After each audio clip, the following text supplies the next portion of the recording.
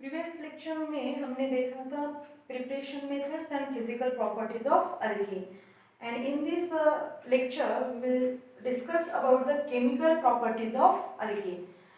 There are so many chemical properties of alkene.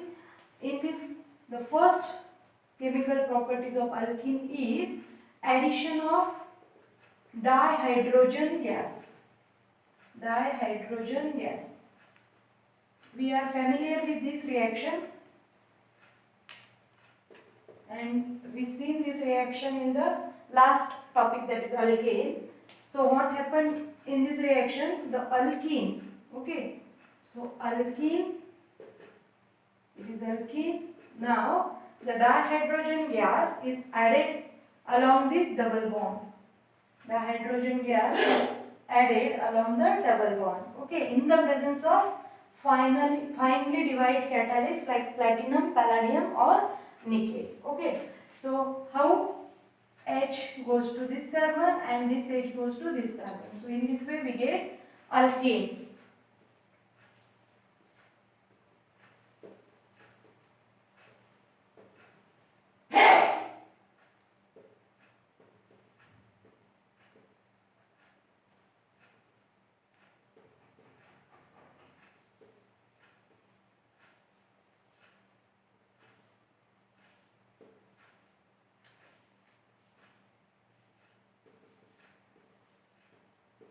Platinum or palladium or nickel catalyst.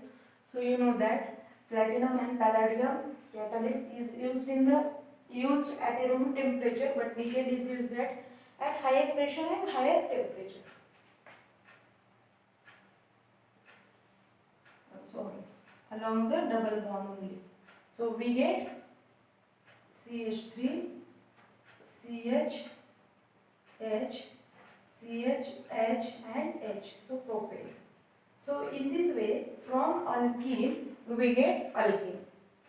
So इस तरह से हमें क्या मिलता है? अल्कीन से अल्केन मिलता है. ठीक है, तो हमने ये रिएक्शन लास्ट टॉपिक में देखी थी. अब लास्ट टॉपिक में हमने रिएक्शन देखी थी.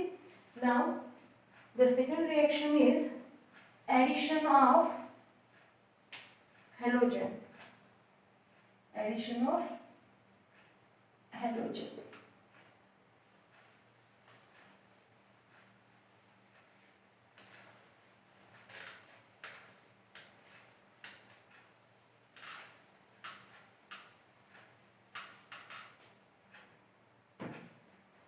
Now what happened in this reaction? The alkene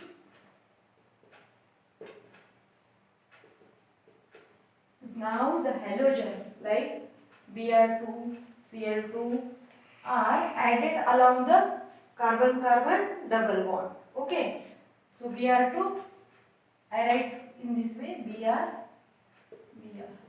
So what happened? This Br goes to this carbon and this Br goes to this carbon. So we get vicinal dihalide.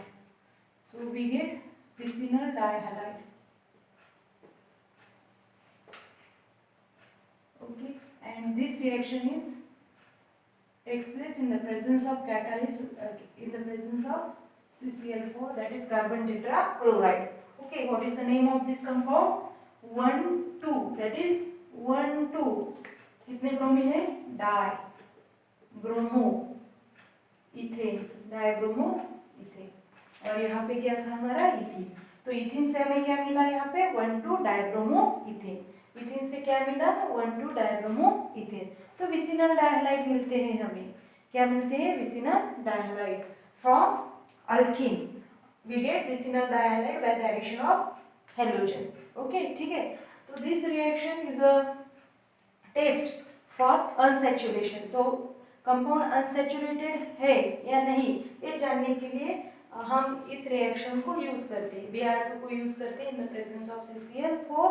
तो हमें क्या होता है? Orange colour का solution मिलता है. अगर उस तरह का सॉल्यूशन मिला तो हम कह सकते हैं कि unsaturation is present, that is double bond is present. Then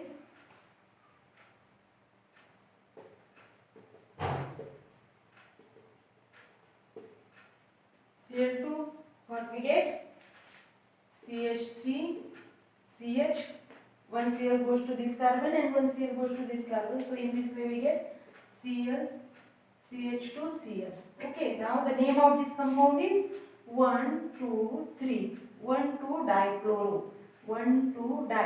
दो क्लोरीन है तो डाई, क्लोरीन है इसलिए क्लोरो, और पैरेंट अल्कीन कौन है? 1, 2, 3 वाला propane.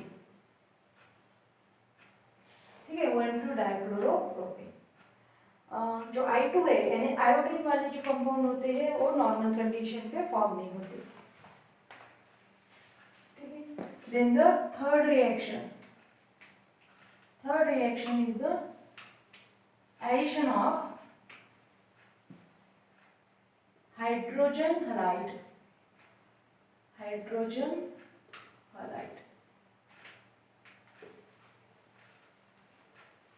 What happened in this reaction?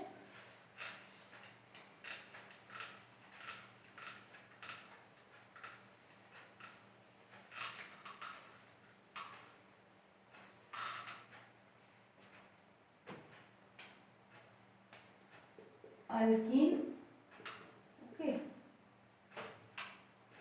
alkene get reacted, or hydrogen halide is get added with this alkene HBr. Now what happened? This H goes to this carbon and Br goes to this carbon. So we get in this way CH Br and CH3. So what is the name of this compound? Okay, bromoethane. 1 bromoethane. 1 bromoethane. Okay, what is the compound? What is the name of this compound? Is 1 bromoethane. Okay, from ethene we get 1 bromoethane. Okay, alkyl halide. We get alkyl halide from ethene और alkene. So alkene से हमें यहाँ क्या मिलता है? alkyl halide. So we get alkyl halide मिलता है हमें alkene से. Okay. So in this reaction में क्या होता है कि अब ये जो मॉलिक्यूल है alkene का वो सिमेट्रिकल है. सिमेट्रिकल मीन्स बॉन्ड के दोनों तरफ जो एटम्स प्रेजेंट है वो सेम है. ठीक है ना. लेकिन अगर इस तरह का मॉलिक्यूल हमने लिया CH3 CH double bond CH2, तो अब ये मॉलिक्यूल कैसा हो गया? अनसिमेट्रिक. क्यों अनसिमेट्रिक हो गया? क्योंकि डबल बॉन्ड के अलोंग, इन डबल बॉन्ड के इस साइड में क्या है? CH3 CH ग्रुप है और डबल बॉन्ड के इस साइड में सिर्फ CH2 ग्रुप है. तो ये कैसा हो गया? Unsymmetrical. Unsymmetrical means what? There is no symmetry. Symmetry क्या है? ए अलग ग्रुप है, यहाँ पे अलग ग्रुप है, तो सिमेट्री नहीं दोनों साइड में, तो इसको हम अनसिमेट्रिकल बोलेंगे. तो सिमेट्रिकल था. तो जब अनसिमेट्रिकल मॉलिक्यूल के साथ हम जब HBr या हाइड्रोजन हाइलाइड की रिएक्शन करते हैं, ठीक है, HBr, तो यहाँ पे मार्कोनी-कॉक्स रूल लगता है. कौन सा rule? Markovnikov rule. Okay, spelling. Okay, so यहाँ पे कौन सा रूल लगता है? मार्कोनी-कॉक्स रूल लगता है. तो according to Markovnikov rule the negative part of the reagent, तो ये है रिएजेंट, ये क्या है? रिएजेंट. तो रिएजेंट का जो नेगेटिव पार्ट होता है, नेगेटिव यानी कौन सा होगा? हाइड्रोजन पॉजिटिव रहता है. इस तरह से ना वो कंपाउंड HBr, तो Br जो इलेक्ट्रोनेगेटिव है इसलिए नेगेटिव होता है, और H जो है वो इलेक्ट्रो पॉजिटिव इसलिए वो पॉजिटिव होता है. So negative part of a reagent goes to that carbon atom which has less number of hydrogen atom. तो मार्कोनी-कॉक्स रूल के अनुसार यहाँ पे एडिंग होती है HBr या किसी भी हाइड्रोजन हाइलाइड की. तो हाइड्रोजन हाइलाइड की एडिशन किस तरह से होती है? On unsymmetrical alkyne. ओके, तो आपको ध्यान में रखना है कौन से अल्कीन पे? अनसिमेट्रिकल. सिमेट्रिकल में कोई प्रॉब्लम नहीं. सिमेट्रिकल में कहाँ भी हाइड्रोजन गया और कहाँ भी Br गया तो कोई प्रॉब्लम नहीं. लेकिन अनसिमेट्रिकल अल्कीन पे अगर एडिशन करनी होती है किसी भी हाइड्रोजन हाइलाइड की, तो किस तरह करते हैं? According to Markovnikov rule. और मार्कोनी-कॉक्स रूल क्या बोलता है? Markovnikov rule state that the negative part of a reagent, अब ये नेगेटिव पार्ट है और ये पॉजिटिव पार्ट है, तो negative part of a reagent goes to, negative part of a reagent goes to that carbon atom which has less number of hydrogen atom. तो इसका मतलब क्या होता है कि नेगेटिव पार्ट जो होता है रिएजेंट का वो कहाँ पे जाता है, ऐसे कार्बन पे जाता है जिस कार्बन पे हाइड्रोजन की जो नंबर है, हाइड्रोजन के नंबर वो कैसे होने चाहिए, कम होने चाहिए, लेस होने चाहिए। ऐसे कार्बन पे जाता है जहाँ पे हाइड्रोजन के नंबर कैसे है, लेस है। जैसे फॉर एग्जांपल यहाँ पे अगर हमने देखा तो कार्बन, हाँ इस एडिशन तो क्या होगी, कार्बन कार्बन डबल बॉन्ड के अलाउ नहीं होगी, तो इसको हमने देखना नहीं, इन दोनों में हमें देखना है। तो बोलो यहाँ पे अगर हमने देखा तो हाइड्रोजन की नंबरिंग किस पे कम है, हाइड्रोजन के नंबर किस कार्बन पे कम है, इस पे या इस पे, कार्बन नंबर 1 पे या कार्बन नंबर 2 पे। हाइड्रोजन नंबर कहाँ पे कम है, कार्बन नंबर 2 पे। कितने हैं, only 1 hydrogen is present on carbon number 2 while there are 2 hydrogen on the carbon number 1, है ना। कार्बन नंबर 1 पे कितने हाइड्रोजन है, 2, और कार्बन नंबर 2 पे कितने हाइड्रोजन है, 1 हाइड्रोजन है। तो फिर नेगेटिव पार्ट कहा जाता है जिस कार्बन पर हाइड्रोजन की नंबरिंग, हाइड्रोजन के नंबर कम है। तो यहाँ पे इस कार्बन पे हाइड्रोजन के नंबर क्या है, कम, इसको इस तरह से दिखाती हूँ मैं। तो इस कार्बन पे हाइड्रोजन के नंबर कम है, तो इसीलिए ये जो नेगेटिव पार्ट है वो कहाँ पे जाएगा, ये कार्बन पे जाएगा, और जो पॉजिटिव पार्ट है वो कहाँ पे जाएगा, फिर इस कार्बन पे जाएगा। तो मार्कोनी-कॉक्स रूल क्या बताता है कि जब भी अनसिमेट्रिकल अल्कीन पे हमें हाइड्रोजन हैलाइड की एडिशन करनी होती है तब मार्कोनी-कॉक्स रूल एंट्री करता है और बोलता है कि भाई उसी अनसिमेट्रिकल अल्कीन पे हमें क्या देखना है, किस कार्बन पे हाइड्रोजन के नंबर कम है और किस कार्बन पे हाइड्रोजन के नंबर ज्यादा है। जिस कार्बन पे हाइड्रोजन के नंबर कम होंगे उस कार्बन पर रिएजेंट का नेगेटिव पार्ट चला जाता है, और जिस कार्बन पे हाइड्रोजन के वाइस वर्सा है, फिर जिस कार्बन पे हाइड्रोजन के नंबर ज्यादा है उस कार्बन पे कौन जाएगा, फिर पॉजिटिव पार्ट जाएगा, है ना। कौन सा भी एक ध्यान में रखो, एक आपको आ जाएगा। तो क्या ध्यान में रखना है कि जहाँ पे हाइड्रोजन के नंबर कम है वहाँ पे कौन जाता है, निगेटिव पार्ट जाता है रिएजेंट का, और जहाँ पे हाइड्रोजन के नंबर ज्यादा होते हैं, ठीक है, जहाँ पे हाइड्रोजन के नंबर ज्यादा होते हैं जिस कार्बन पे, वहाँ पॉजिटिव पार्ट जाता है रिएजेंट का। तो आपको स्टेटमेंट भी याद रखना है, मार्कोनी-कॉक्स का क्या स्टेटमेंट होता है कि the negative part of a reagent goes to that carbon atom which has less number of hydrogen. Okay, remember it. ठीक है, तो इस तरह से अनसिमेट्रिकल अल्कीन पे जब, फिर से कहती हूँ कि अनसिमेट्रिकल अल्कीन पे जब एडिशन होती है हाइड्रोजन हैलाइड की तो मार्कोनी-कॉक्स रूल को एंट्री मिलती है, ठीक है ना। तब एंट्री मिलेगी मार्कोनी-कॉक्स रूल को। अब और भी इसमें एक कंफ्यूजन है, कंफ्यूजन ऐसा है कि खराश एंड मेयो नाम के जो साइंटिस्ट थे उन्होंने 1933 में इस तरह के रिएक्शन को स्टडी किया, और स्टडी करने के बाद उन्होंने कहा कि अगर इस रिएक्शन को हमने कैरी किया under the presence of peroxide, अगर इस रिएक्शन को हमने परऑक्साइड के प्रेजेंस में कैरी आउट किया तो क्या होता है, that product of that reaction, okay, यानी जब हमने such type of the reaction, इसी रिएक्शन को अगर हमने under the presence of peroxide की प्रेजेंस में अगर इसको कैरी आउट किया तो क्या होगा, जो प्रोडक्ट मिलेगा वो प्रोडक्ट मार्कोनी-कॉक्स रूल के अपोजिट मिलता है, इस मार्कोनी-कॉक्स रूल के अपोजिट प्रोडक्ट मिलता है। यानी अगर इस तरह से रिएक्शन होगी वो, ठीक है, रिएक्शन अगर इस तरह से है वो CH3, ठीक है, यहाँ पे CH double bond CH2 and plus HBr, तो सिर्फ HBr जो है वही परऑक्साइड की प्रेजेंस में रिएक्शन देगा। अगर परऑक्साइड की प्रेजेंस में रिएक्शन हो रही है परऑक्साइड की प्रेजेंस में तो क्या होता है, इसके अपोजिट प्रोडक्ट आता है, मींस इसका प्रोडक्ट क्या आया था हमारे पास CH3 as it is, CH3 मैंने एज इट इज लिखा, बाद में क्या आएगा CH, तो CH पे कौन जा रहा है, Br जा रहा है, तो यहाँ पे Br आ जाएगा, और CH2 पे H जा रहा है तो यहाँ पे CH2 से CH3 हो जाएगा, है ना, 2 है तो एक ऐड हो गया तो CH3 हो जाएगा, तो इसका नाम क्या होगा 2-ब्रोमोप्रोपेन।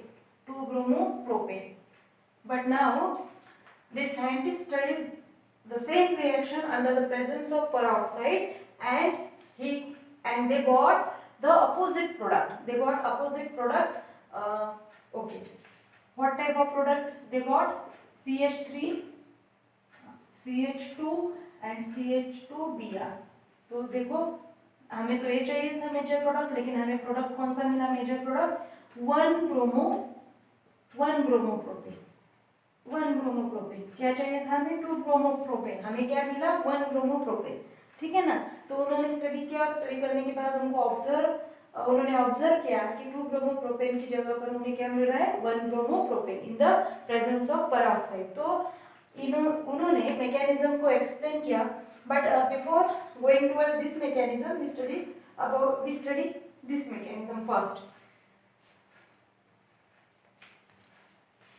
तो इसकी मैकेनिज्म पहले देख लेते हैं, बाद में उसकी मैकेनिज्म। यस, तो इसको खरास इफेक्ट या फिर तो खरास रूल, खरास इफेक्ट भी बोलते हैं, या फिर इसको एंटी मार्कोनिक्स रूल भी कहा जाता है, क्योंकि मार्कोनिक्स के अपोजिट है प्रोडक्ट, इसीलिए इसको एंटी मार्कोनिक्स भी कहा जाता है। तो आपको ये भी ध्यान में रखना होता है।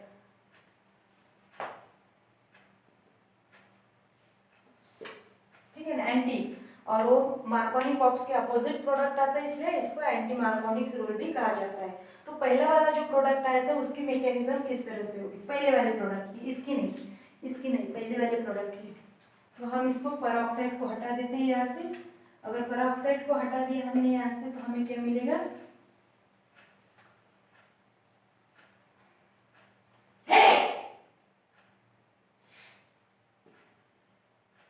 ठीक है, हमारा ये प्रोडक्ट था 2 ब्रोमोप्रोपेन, 2 ब्रोमोप्रोपेन। और अब इसकी मैकेनिज्म देखेंगे हम किस तरह से मिलेगी हमें।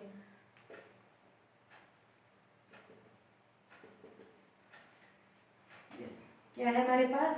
प्रोपीन है,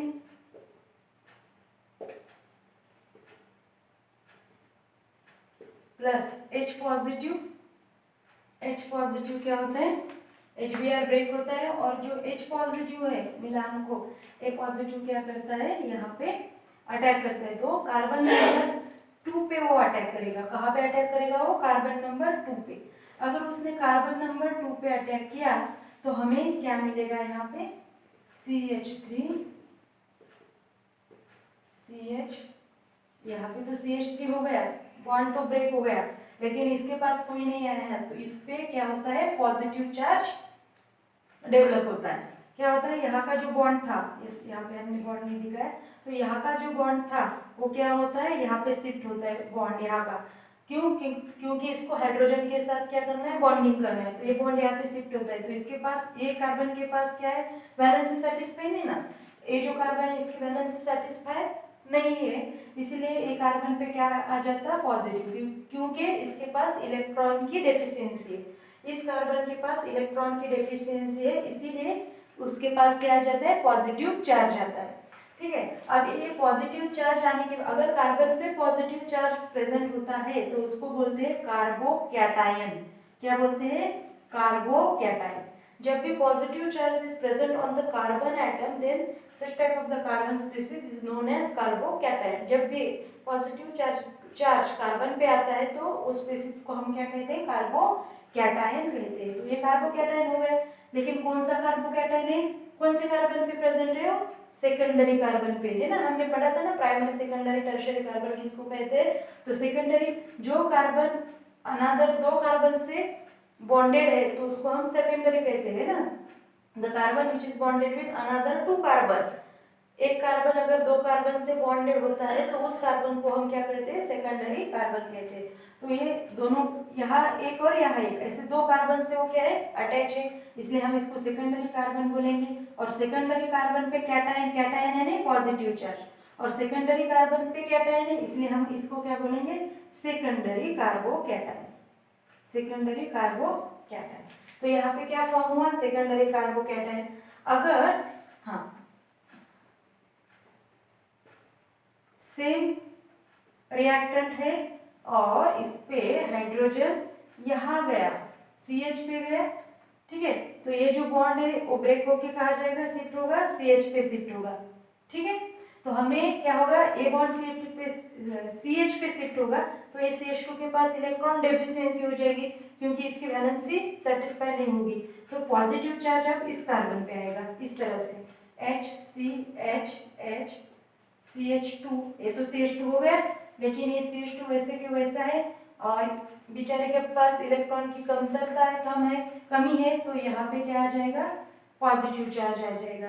तो इसको हम क्या कहेंगे, primary carbocation. Why it is called as primary carbocation, क्योंकि ये जो कार्बन है, ये कार्बन कैसा है, प्राइमरी कार्बन है ना, प्राइमरी कार्बन, क्योंकि वो अनदर कितने कार्बन से अटैच है, only one, because it is attach with only one carbon atom, है ना, ओनली वन कार्बन एटम से अटैच है, इसलिए हम इसको बोलते हैं प्राइमरी। क्या बोलते हैं, प्राइमरी। और पॉजिटिव चार्ज है कार्बन तो कार्बोकैटायन, प्राइमरी कार्बोकैटायन। तो इसको हम क्या बोलेंगे, प्राइमरी कार्बोकैटायन। अब होता क्या है, सेकेंडरी कार्बोकैटायन मोर स्टेबल होता है। हम वो बेसिक प्रिंसिपल में पढ़ेंगे कि क्यों सेकेंडरी कार्बोकैटायन मोर स्टेबल होता है और प्राइमरी कार्बोकैटायन नहीं, ये हम बेसिक प्रिंसिपल में पढ़ेंगे। लेकिन आपको क्या ध्यान में रखना है यहाँ पे कि secondary carbocation is more stable. कैसा होता है ये, मोर स्टेबल होता है। Secondary carbocation is more stable and primary carbocation is less stable. ये लेस स्टेबल है, लेकिन secondary carbocation more stable. Secondary carbocation is more stable then the primary carbocation. और जो लोग स्टेबल होते हैं वही प्रोडक्ट बनाते हैं, जो लोग स्टेबल होंगे वही प्रोडक्ट बनाएंगे ना, जो ज्यादा स्टेबल है वो ज्यादा प्रोडक्ट बनाएंगे, ठीक है। तो ये जो है मोर स्टेबल है, इसीलिए ये क्या करेगा, फिर फाइनल प्रोडक्ट देगा हमें। तो किस तरह से देगा फाइनल प्रोडक्ट, देखो यहाँ पे मैकेनिज्म को मैं कंटिन्यू करती हूँ, ठीक है। अब तो ये मोर स्टेबल है तो यही प्रोडक्ट देगा। किस तरह से देगा ये प्रोडक्ट, CH पॉजिटिव और CH3। हमारे पास क्या रिमेनिंग है, Br निगेटिव। HBr में का H पॉजिटिव चला गया था, लेकिन Br तो पीछे छोड़ गया ना वो, तो ये Br निगेटिव क्या करेगा, इस पॉजिटिव और निगेटिव पॉजिटिव में अट्रैक्शन रहता है, तो बॉन्ड फॉर्म होगा निगेटिव पॉजिटिव में, तो ये Br क्या करेगा, जिस कार्बन पे पॉजिटिव चार्ज है उस कार्बन पे जाके अटैच होगा। तो इस तरह से हमें कौन सा कंपाउंड मिलेगा, यहाँ पे CH3, ओके, यहाँ पे CH, Br एंड यहाँ पे CH3। तो in this way we get कौन सा, 2 ब्रोमोप्रोपेन, 2 ब्रोमोप्रोपेन। सो यहाँ पे हमें 2 ब्रोमोप्रोपेन मिला और ये मेजर प्रोडक्ट होता है। मेजर यानी ज्यादा पॉसिबिलिटी इस प्रोडक्ट की होगी, ज्यादा से ज्यादा हमें ये प्रोडक्ट मिलेगा, ठीक है। और इस प्रोडक्ट के बारे में क्या, तो ये भी प्रोडक्ट मिल सकता है लेकिन कम, है ना। प्रोडक्ट तो ये भी मिलेगा लेकिन कितना मिलेगा, बहुत कम मिलेगा, क्योंकि स्टेबिलिटी कम है। तो हमें ऐसा भी प्रोडक्ट मिलेगा CH2 प्लस Br निगेटिव, इस तरह का भी प्रोडक्ट हमें मिलेगा CH3 CH2 CH2 Br, but it is minor product. ये कैसा होगा, माइनर, बहुत कम होगा ये प्रोडक्ट। कोई तो भी भूल गया होगा मार्कोनी-कॉक्स रूल, इसीलिए वो उसने यह स्टेबिलिटी कंसेप्ट भूल गया होगा, कोई तो भी Br, इसीलिए वो क्या करेगा, इस CH2 पे जाके अटैक करेगा और हमें ये प्रोडक्ट मिलेगा, that is 1 bromopropane. But this 1 bromopropane is a minor product, है ना। तो कम होगी उसकी क्वांटिटी, जो भी हम रिएक्शन बनाएंगे तो उस रिएक्शन में 20% होगा, तो ये कितना होगा, 80% प्रोडक्ट हमें ये मिलेगा और 20% प्रोडक्ट ए मिलेगा। तो इस तरह से रिएक्शन होती है, okay. It is about the mechanism of addition of hydrogen halide, है ना, अंडर मार्कोनी-कॉक्स रूल। तो मार्कोनी-कॉक्स रूल के अंदर जो इस मैकेनिज्म होती है हाइड्रोजन हैलाइड एडिशन की टू अल्कीन, तो उसको हमने इस तरह से समझ लिया। अब हमें देखना है हाइड्रोजन हैलाइड की addition but in presence of peroxide. अब पेरोक्साइड के प्रेजेंस में किस तरह से होती होंगी मैकेनिज्म, ठीक है।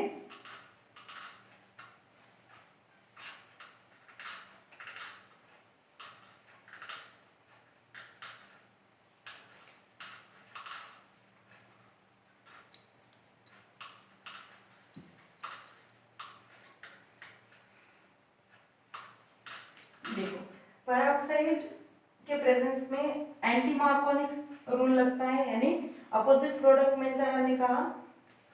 तो इस तरह से हमने अनसिमेट्रिकल अल्कीन लिया है, CH3 CH double bond CH2 और इस पे HBr की रिएक्शन एडिशन हो रही है। तो हमें क्या मिलता है, हमने कहा CH3 CH2 CH2 Br, major product मिलेगा यहाँ पे, ये मेजर प्रोडक्ट होगा यहाँ पे, और जो 2 ब्रोमो वाला प्रोडक्ट है वो माइनर होगा।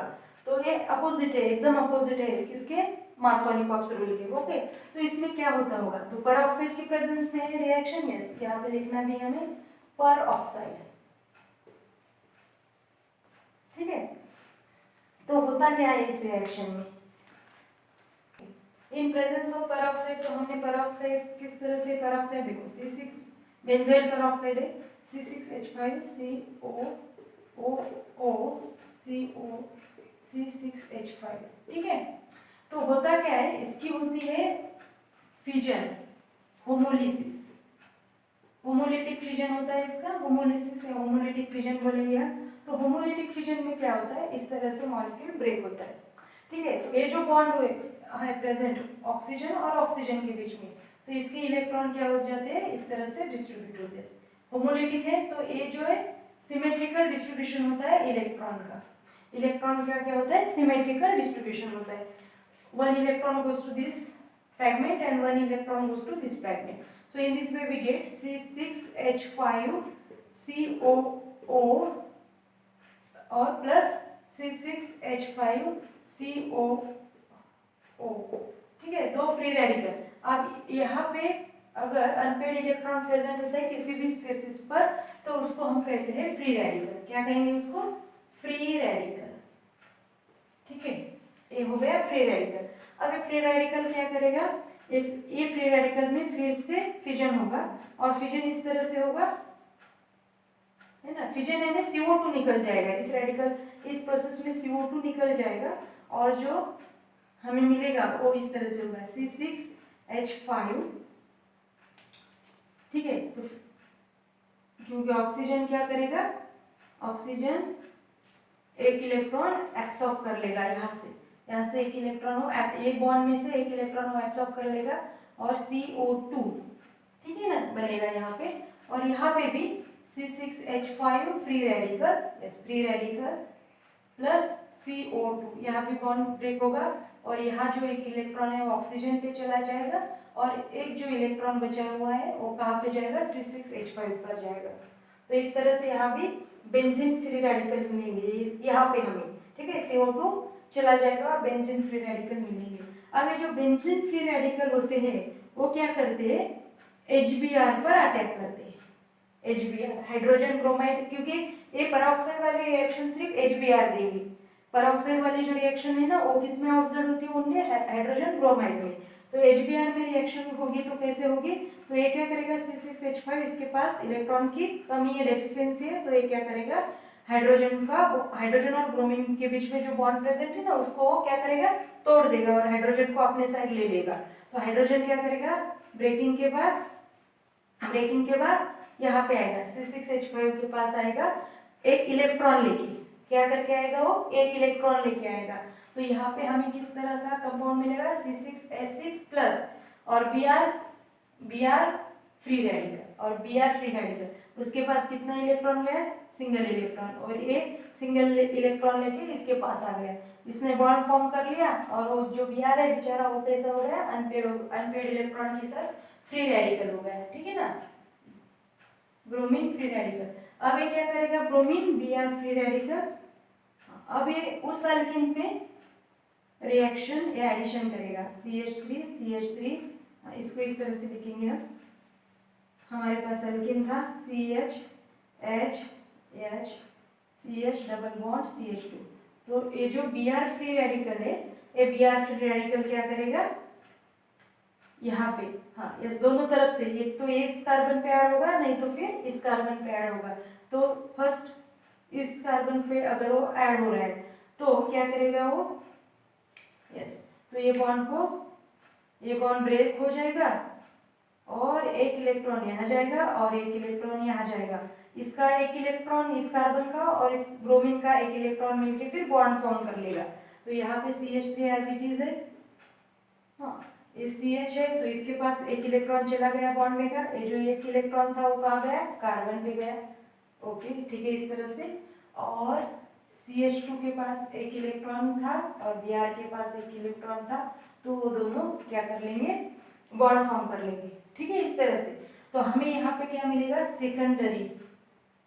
सेकेंडरी क्यों, क्योंकि सेकेंडरी कार्बन पे क्या है, ए फ्री रेडिकल है। सेकेंडरी कार्बन पे अनपेयर्ड इलेक्ट्रॉन प्रेजेंट है, इसलिए अनपेयर्ड इलेक्ट्रॉन अगर कार्बन पे प्रेजेंट होते हैं तो इसको हम क्या कहेंगे, फ्री रेडिकल ना।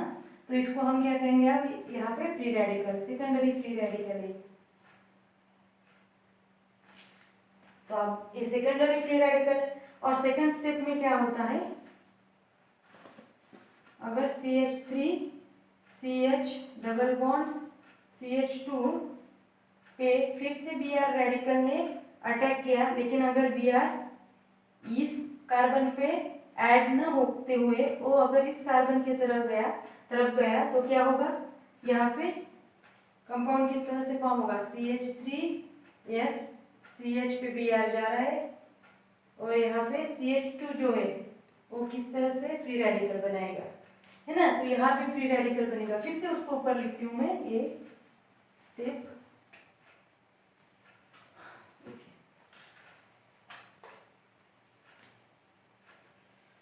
क्या हो रहा है यहाँ पर, यस, CH3 है, CH डबल बॉन्ड CH2 और इस पे अटैक हो रहा है हमारा Br फ्री रेडिकल का। तो Br फ्री रेडिकल पहली बार इस कार्बन पे गया, अब सपोज ये इस कार्बन पे गया, तो यहाँ पे क्या मिलेगा हमें, CH3।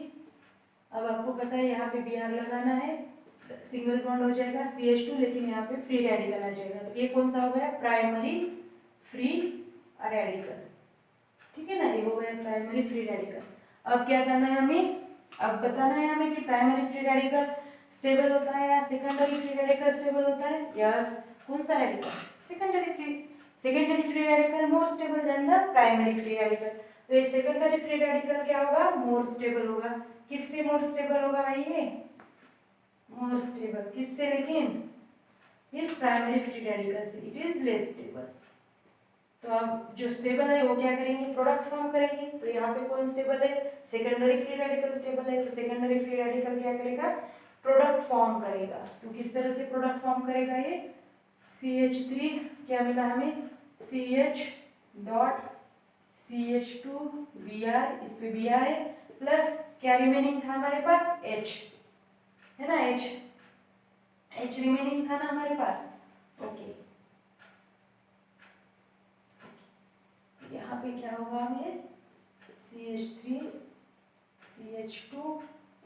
CH2 और Br। तो इस तरह से हमें क्या मिलेगा, ए मेजर प्रोडक्ट मिलेगा। कौन सा, ए क्या होगा, मेजर प्रोडक्ट होगा।